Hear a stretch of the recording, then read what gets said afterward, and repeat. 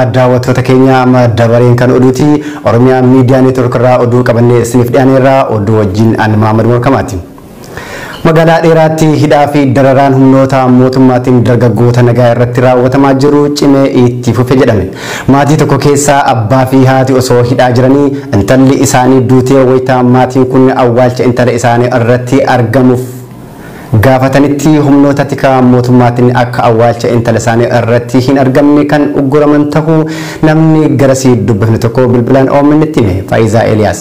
Magaalaa dheeraatti hidhaa fi dararaan waraana mootummaatiin gaggeeffamaa jiru hammaatee jiru jiraattonni erga artistii Haacaaluu Hundeessaa ajjeefameetii kaasee godinicha keessatti hidhaan daran hammaatee kan jiran jiraattonni kunneen dargaggoonni hedduunis ayyaana irreechaan wal qabatee kan hidhaman ta'uu OMN'tti himani. Maatii tokko keessaa abbaa fi haati osoo hidhaa jiranii intalli isaanii duutee odeessi jiru nu dhaqqabee jira.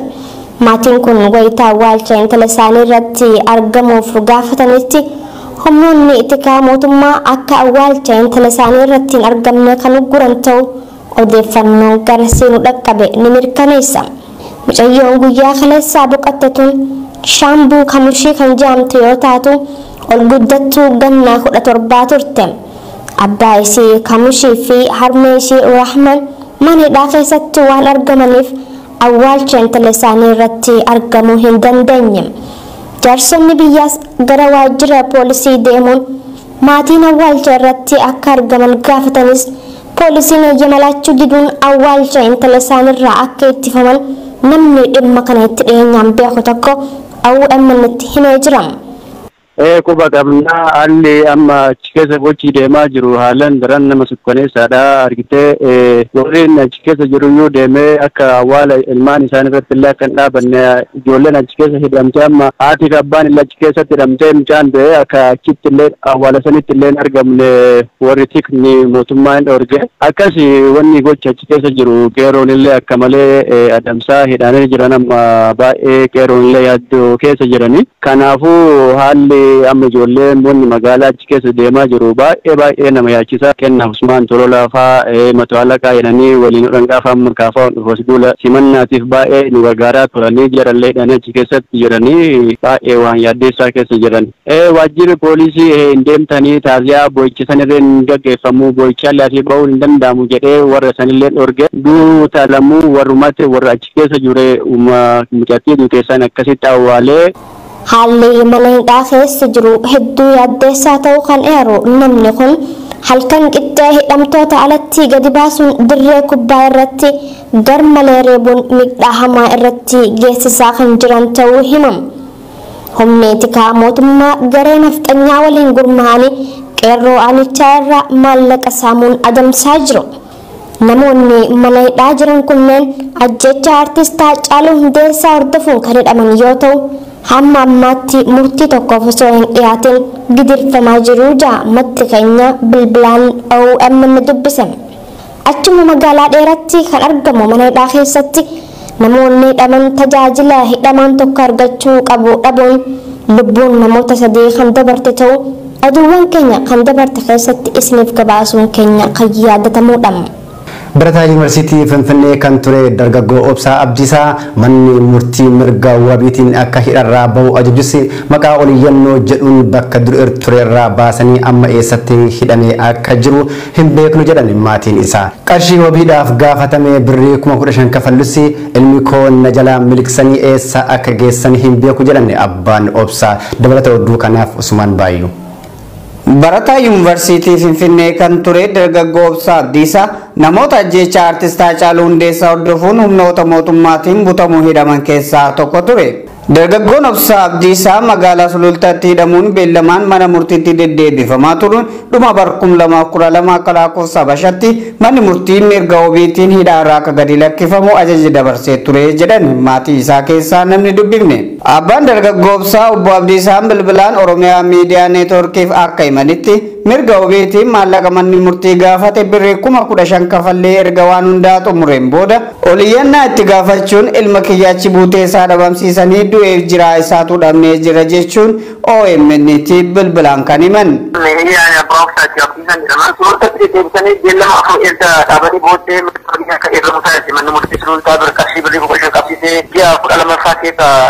ya satu masalah raja. Kasih kafal erga mertua di sini kami si mana murti agak tiga mukan jeru erga berisi rawat olian orang seperti ini dari kan erga buaya sana si mucan yang jerata si terus dirusul abne wangkul wala lejan agar sudah ni garan menyata wan sangkut jalan ijazin yang agar sudah ni muka ya tu kita kisah nugas ni kalau ada mucan masalah makan berada ada kayu baru sendiri baru sampai mali yero abang itu bakal jertin apa cibutin saat abamu karena kita tanya tu bayar tu kita kisah nugas Emo kan makikita tahu ulah gudda to kutuga majra opsan gati kamera kagamadde jirani to halkani buya namonni bilbilan buran sartina ducha jiru garu mutani gati bamlani chaja tusa bi tu ka gi tarid inga ajere rawat to ucha kan to kai rawat to bagasi gati kamera anjur to wal wa masai wala de wan man kira mu yu draman san bika jiran kunya nagalan jiru na baye ya to gudda to ko pesa nagal jira Ummata Oromoo irratti cubbuu guddatu dalagamaa jira.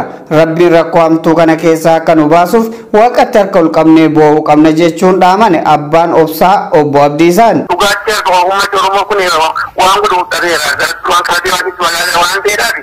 Waa kasa uume isa dhugaan daganne isa dhugaa tokkollee halkanii guyyaa isa hundumaa ilaalu kanatti dhugaan namaa kan mul'atu.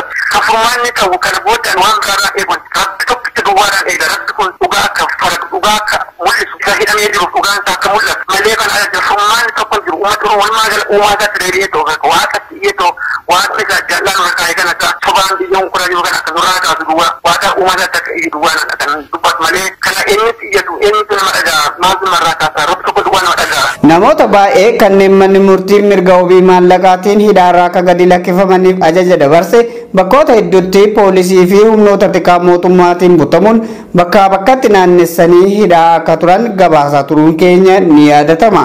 Magaalaa Adaamaatti waraanni mootummaa dargaggoota nagaa reebuu fi hidhuu cimsanii itti fufaa jiraachuu jiraattota keessaa namni bilbilaan dubbifne tokko OMN itti hime.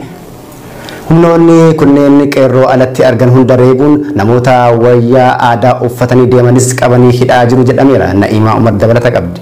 Magaalaa Adaamaatti erga guyyaa irreecha hora Finfinneetti kaasee waraanni mootummaa dargaggoota nagaa reebuu fi hidhuu cimsanii itti fufanii jiraachuu jiraattota keessaa namni bilbilaan dubbifne OMN itti himee jira. Magaalaa Adaamaa ganda haaraa jaamuun beekamu kan uummanni kanaan dura naannoo Somaaleerraa buqqaafamuun achitti qubsiifaman baay'inaan keessa jiraatu keessatti dargaggoota alatti argan mara badii takkaan maletti reebicha irratti raawwachuun fuudhanii hidhaa jiru jaamaddi keenya. Yeroo ammaa gandoota magaalattii hunda keessatti nama uffata aadaa uffatee deemu hunda gaafii takkaan maletti butanii hidhaa jiraachuu kan himu namni kun kana bira dabree namoonni uffata aadaa uffatanii deeman akka shoorarkeessaatti ilaalama. Magaalattii keessatti sadarkaa afaan keenyallee dubbachuu dadhabnee jirraa jedha. Mootummaan kun aangoon isaa dhumatee jira waan ta'eef uummanni Oromoo tokkummaan falmatee hatattamaan mootummaa ce'umsaa dhaabbatu malee falli biraa hin jiru jechuun yaada itti dhagahame ibsate. Magaalaa Adaamaa keessa yeroo ammaa tanaa kana ganda haaraa iddoo jedhamutti jechuudha. Waraanni mootummaadhaa haala malee bu'ee saba keenyarra miidhaa guddaa gaggeessaa jira. Waraanni ammoo waan nama ajaa'ibu karaa safara keenya kanatti safara gandaara nuti jiraannu kana keessatti buqqaatonni warri Somaaleerraa namoonni keenya Somaaleerraa buqqaanii dura as galan ni jiran waan ta'eef isaanii jechaafillee waraanni akka jiruun federaalaa fi makalaakaa hundi bahaniitti safara keessa yaa'aa jiranii nama afaan Oromoo dubbatu qeerroo faayoo argan ni dhaabaniiti mattaaqaa fidanii ni qabanii.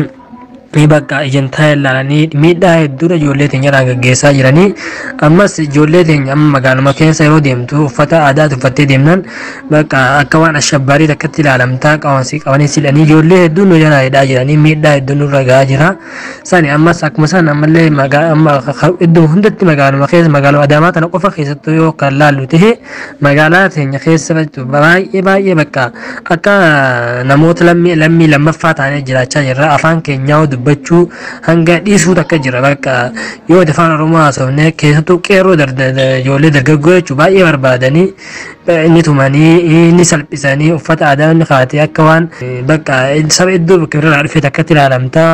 Xumura irratti maddi keenya ayyaana irreechaa bara kanaatiin wal qabatee gocha sirna nama nyaataa kanaan uummata Oromoo irratti raawwatame Oromoo bira dabree guutuu addunyaatiif ifa gala. Kanaaf hanga yoomitti teenyee gocha dabaa kana ofirratti ilaalla.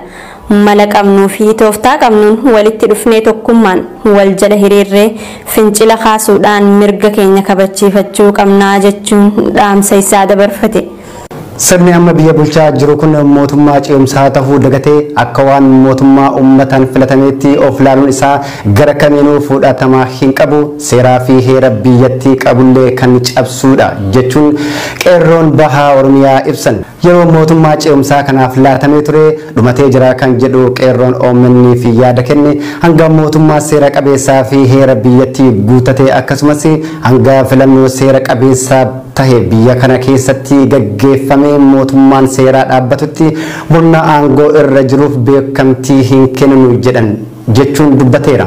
Itti dabaluunis mootummaan kun yoo biyya kana kufaatii irraa baraaruuf yaade haal duree tokko malee hooggantoota Oromoo kan badii tokko maletti mana hidhaa keessatti dararamaa jiran gad dhiisuu qaba jechuunis akeekkachiisee jira. Uummanni Oromoo hooggantoota keenya kanneen mana hidhaa keessatti osuma dararamanii carraa argatan hundaan mirga dhala namaatiif falmachaa jiraniif sagalee tahuu qabas jedheera namni bilbilaan dubbifne kun.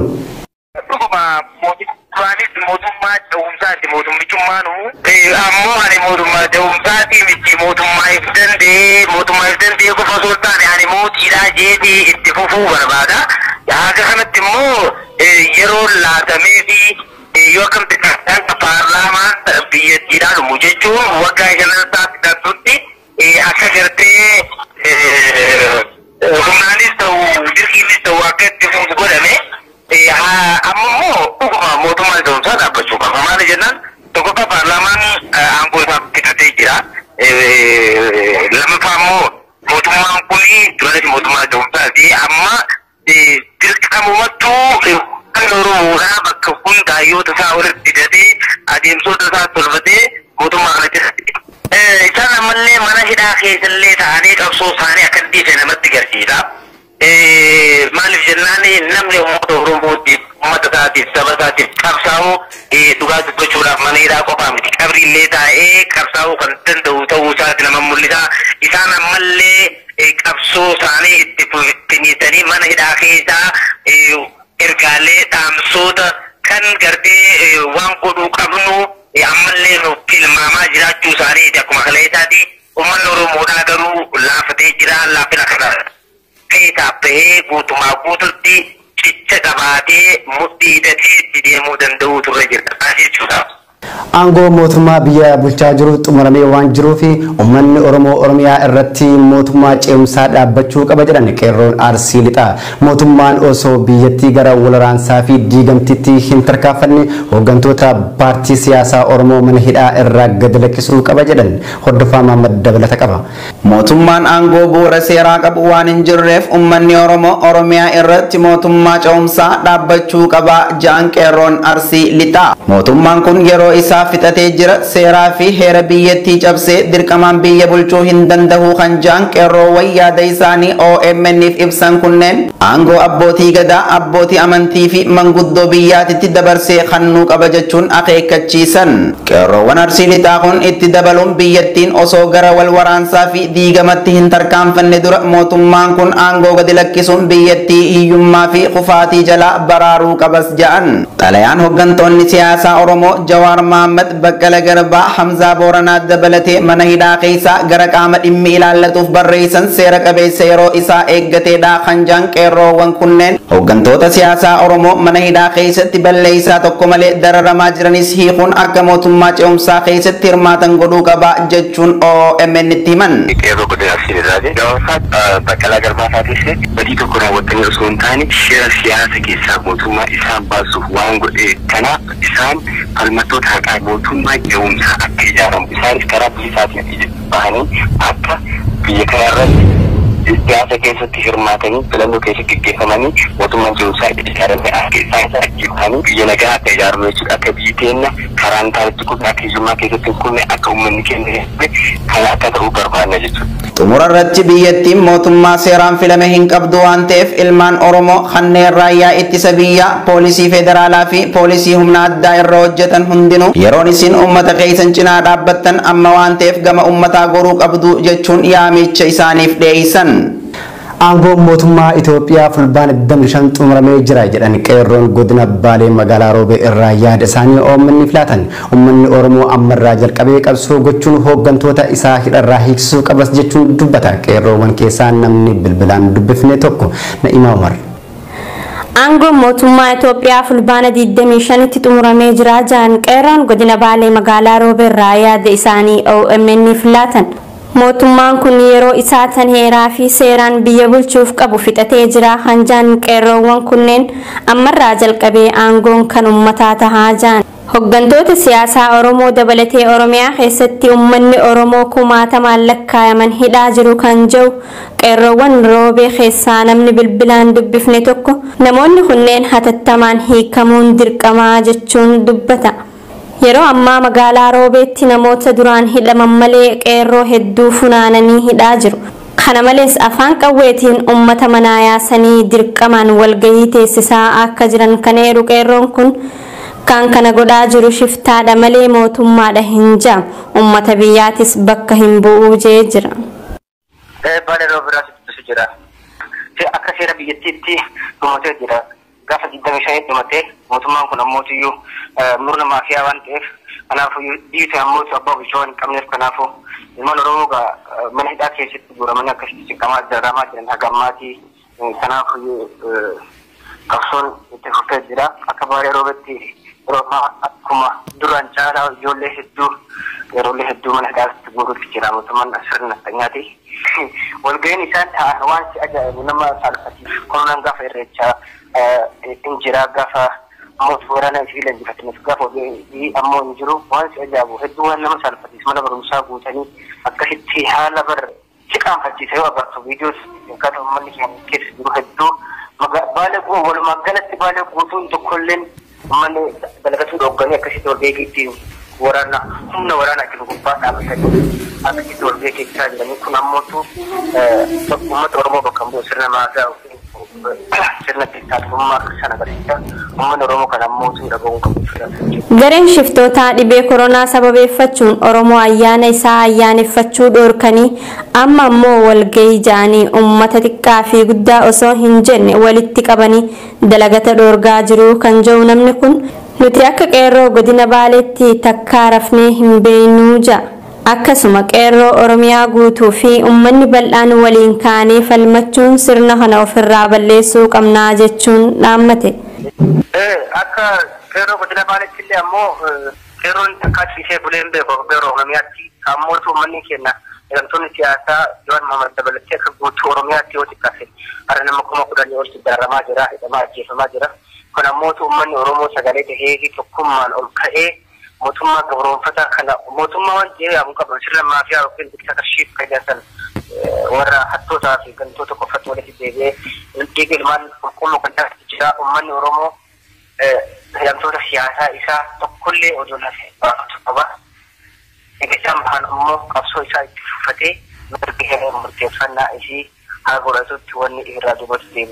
Adda bilisummaa uummata Tigraay yookiin TPLF miseensota isaa muudama siyaasaa mootummaa federaalaa keessatti sadarkaa adda addaa irra turan itti gaafatamummaa isaanii gad lakkisanii akka bahan ajajuu isaa miseensi koree hojii raawwachiiftuu obbo Geetaachoo Raddaa himan. Gabaasni BBC irraa arganne akka mirkaneessutti mootummaan abbaa irree federaalaa heera mootummaa cabsuun aangoo isaa dheereffachuu hordofee filannoo akka naannootti gaggeeffachuu isaanii kan ibsu obbo Geetaachoon Dr. Kabaa equbaa dabalatee sadarkaa federaalaatti gaggeessummaa irra kan jiran